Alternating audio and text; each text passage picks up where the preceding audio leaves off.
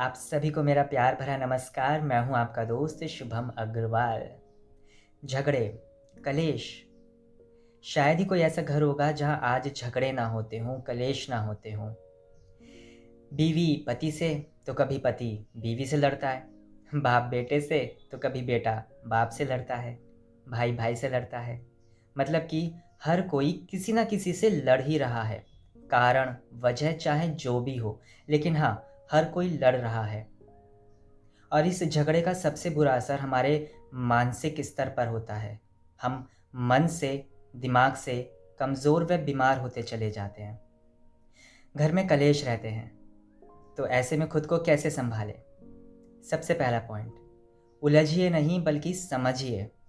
जी हाँ, अक्सर क्या होता है, जब भी घर में कलेश होते हैं तो हम दूसरे व्यक्ति को समझाने के लिए दौड़ते हैं कि झगड़ा मत करो, लड़ो मत। लेकिन वो आपकी बात को सुनने को तैयार ही नहीं होता। वो कहते हैं ना कि भैंस के आगे बीन बजाना। अक्सर कुछ लोगों का स्वभाव ऐसा ही होता है कि उन्हें घर में झगड़ा करना अच्छा लगता है, उन्हें ज़ोर ज़ोर से चिल्लाना अच्छा लगता है, उन्हें बहस करना अच्छा लगता है।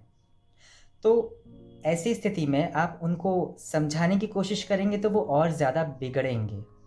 तो बेहतर यही होता है कि उन्हें नहीं बल्कि खुद को समझाइए। उन लोगों से उलझिए नहीं बल्कि खुद को समझाइए। अब कुछ लोग ये भी कहेंगे कि शुभम, ये कैसा ज्ञान दे रहे हो कि झगड़ा हो रहा है और आप उन्हें समझाओ नहीं। तो फिर आप ही मुझे बताइए कि अगर कहीं आग लगी है और आप उसमें उंगली कर दें तो उसका बुरा असर किस पर पड़ेगा? आपकी उंगली पर ना। आपकी उंगली जल जाएगी, वो आग तो वैसे ही जलती रहेगी। तो जिस व्यक्ति के अंदर आग जल रही है, झगड़े की आग, फिर भला आप उसे कैसे शांत कर सकते हैं? क्योंकि वो खुद में शांत रहना ही नहीं चाहता। तो बेहतर यही होता है कि उन लोगों को समझाने की बजाय, उन लोगों से उलझने की बजाय खुद को समझाइए। दूसरा पॉइंट, जब भी आपके घर में कलेश होते हैं, उस जगह से, उन लोगों के बीच से हट जाइए।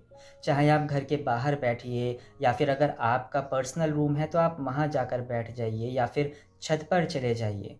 लेकिन उन लोगों से, उस जगह से दूर हो जाइए। एक और ज़रूरी बात, अगर उस झगड़े में कोई एक ऐसा व्यक्ति पिस रहा है जिसका कोई दोष ही नहीं है, तो कोशिश कीजिए कि आप अपने साथ-साथ उस व्यक्ति को भी दूसरी जगह ले जाइए, ताकि उस व्यक्ति पर भी उस झगड़े का बुरा असर ना हो। कई बार क्या होता है ना कि किसी एक व्यक्ति की कोई गलती नहीं होती, लेकिन फिर भी वो उस झगड़े के बीच में आकर बहुत भारी नुकसान चुकाता है। कई बार हाथापाई हो जाती है। तो ऐसे में जिसकी कोई गलती नहीं होती, उसको भी चोट लग जाती है। तो ऐसे में हमारी ये ज़िम्मेदारी है कि हम खुद का भी बचाव करें और उन लोगों को भी उस जगह से दूर लेकर जाएँ जो कहीं न कहीं बस दूसरे को बचाने के लिए उस झगड़े में कूद पड़े हैं। तीसरा पॉइंट ये आता है कि चिंतन नहीं, बल्कि जो आप जीवन में करना चाहते हैं, उस बात पर ध्यान केंद्रित कीजिए। घर में जब भी कलेश होते हैं तो हमारे बार-बार दिमाग में वही कलेश, वही झगड़ा चलता रहता है। हम घर में हों तो, ऑफ़िस में हों तो, हम सिर्फ़ उन्हीं कलेशों के बारे में विचार करते रहते हैं और जिसका असर हमारे काम पर भी पड़ता है। काम में मन नहीं लगता, मन परेशान रहता है यही सोचकर कि घर में कलेश रहते हैं।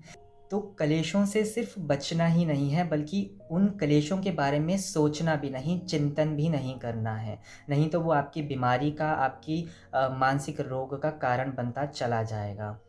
अ, तो आप जीवन में जो कुछ करना चाहते हैं या आपने जो कुछ अपने जीवन का उद्देश्य निर्धारित किया है, आप उसके बारे में सोचिए, उस पर अपना ध्यान केंद्रित कीजिए।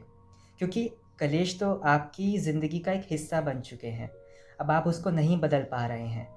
बदल सकते हैं तो बदलिए, मैं बार-बार कह रहा हूँ, बदल सकते हैं अगर आप अपने घर की स्थिति को, लोगों को, तो बदलिए।